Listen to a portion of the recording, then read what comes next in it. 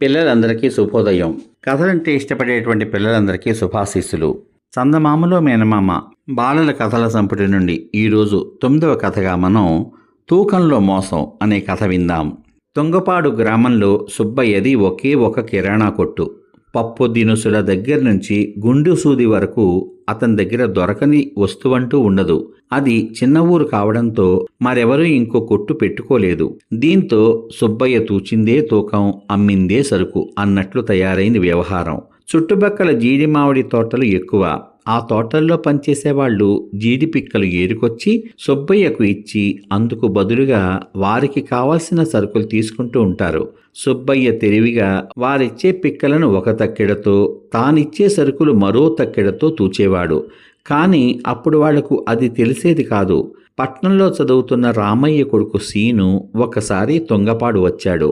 వాళ్ళ అమ్మ సుబ్బయ్య కొట్టుకు వెళ్ళి 1 కిలో బెల్లం తెమ్మంటే వెళ్ళాడు. అక్కడ జనం ఎక్కువగా ఉండడంతో పక్కనే నిలబడ్డాడు సీను. తోటలో పనులు ముగించుకుని వచ్చిన పనివాళ్లంతా జీడి పిక్కలు ఇచ్చి సరుకులు తీసుకుంటున్నారు. కొంతమంది డబ్బులిచ్చి కొంటున్నారు.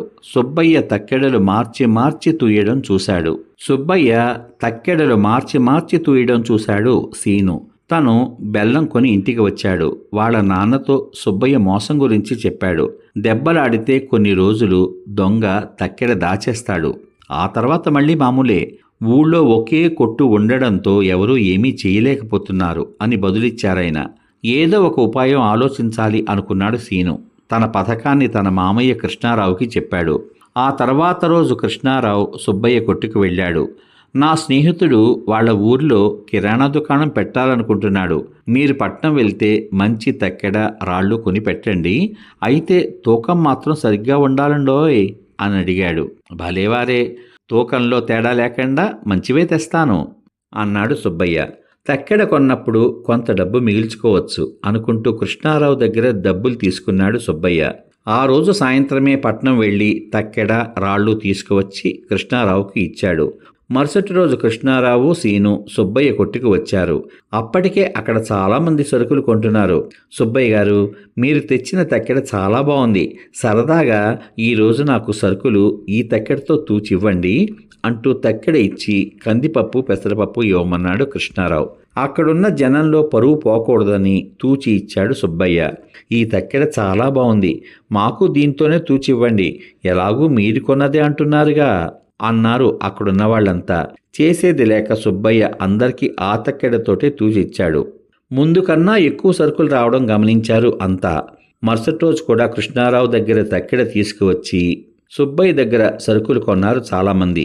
ఇలా అయితే తన మోసం తెలిసిపోతుంది అని సుబ్బయ్య కంగారు పడి, ఏమయ్యా కృష్ణారావు, ఆ తక్కెడ మీ స్నేహితుడి కోసం కొన్నాను అన్నావు కదా, ఇంకా పంపలేదే అన్నాడు. స్నేహితుడా పాడా, మీరు తక్కెడలు మార్చి అమాయకుల్ని మోసం చేయడం చూసిన మా మేనలుడు తెలివిగా చేయించిన పని ఇది. ఈ తక్కెడ మీకోసమే. ఇక నుంచైనా మంచిగా మారి సరిగ్గా ఇవ్వండి అన్నాడు కృష్ణారావు. తన తప్పు తెలుసుకుని సిగ్గుపడ్డాడు సుబ్బయ్య.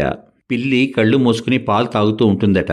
అలాగే సుబ్బయ్య కూడా తాను మోసం చేస్తున్న విషయాన్ని ఎవరూ గమనించరు అని భావించి చివరికి ఎలా భంగపడ్డాడో విన్నారు కదా. అందువల్ల మనం ఏ తప్పు మోసం చేసినా ఎవరూ చూడలేదు అని అనుకుని మనం ఎంతో సంతోషిస్తాం. కానీ దాన్ని గమనించే 2 కళ్ళు ఖచ్చితంగా మన చుట్టుపక్కల ఉంటాయి అని మనం తెలుసుకున్న నాడు మనం ఎవరినీ కూడా మోసం చేయం కదా. ఇంత చక్కని కథ మనకు అందించినటువంటి శ్రీ కూచిమంచి నాగేంద్ర మావయ్య గారికి హృదయపూర్వక ధన్యవాదాలు తెలియచేసుకుంటూ తరువాయి భాగంలో 10వ కథగా చిన్ని రాజు చదువు అనే కథ విందాం. ఇప్పటి వరకు మీరు విన్న కథ కనుక మీకు నచ్చినట్లయితే కథ కింద ఈ కథలో మీరు గ్రహించిన నీతిని చక్కని కామెంట్గా పొందుపరచమని కోరుకుంటూ మళ్ళీ తరువాయి భాగంలో కలుద్దాం. అంతవరకు సర్వే జనా సుఖినో భవంతు. శుభమస్తు. స్వస్తి.